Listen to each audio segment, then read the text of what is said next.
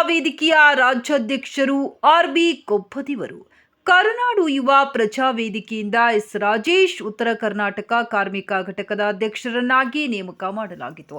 ಆದರೆ ಎಸ್. ರಾಜೇಶ್ ಉತ್ತರ ಕರ್ನಾಟಕ ಕಾರ್ಮಿಕ ಘಟಕದ ಅಧ್ಯಕ್ಷರು ಕರುನಾಡು ಯುವ ಪ್ರಜಾವೇದಿಕೆ ಸಂಘಟನೆಯಲ್ಲಿ ನೇಮಕಗೊಂಡು 3 ವರ್ಷ ಆದರೂ ಯಾವುದೇ ರೀತಿಯ ಕನ್ನಡ ಪರ ಹೋರಾಟಗಳಿಗೆ ಮತ್ತು ಪ್ರತಿಯೊಂದು ಕಾರ್ಯಕ್ರಮಕ್ಕೆ ಗೈರು ಹಾಜರಾಗಿದ್ದರು ಹಾಗೂ ಕನ್ನಡ ನೆಲ ಜಲ ಭಾಷೆಗೆ ಅನ್ಯಾಯದ ವಿರುದ್ಧ ಧ್ವನಿ ಎತ್ತುವ ಕೆಲಸ ಮಾಡದೆ ತಮ್ಮ ಹುದ್ದೆಯನ್ನ ದುರುಪಯೋಗ ಮಾಡಿಕೊಂಡಿದ್ದಾರೆ.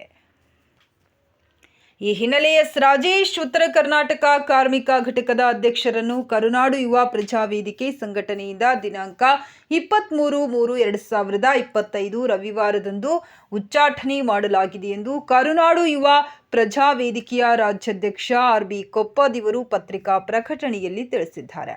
ಎಸ್. ರಾಜೇಶ್ ಉತ್ತರ ಕರ್ನಾಟಕ ಕಾರ್ಮಿಕ ಘಟಕದ ಮಾಜಿ ಅಧ್ಯಕ್ಷರಿಗೂ ಮತ್ತು ನಮ್ಮ ಸಂಘಟನೆಗೆ ಯಾವುದೇ ರೀತಿಯ ಸಂಬಂಧ ಇರುವುದಿಲ್ಲ.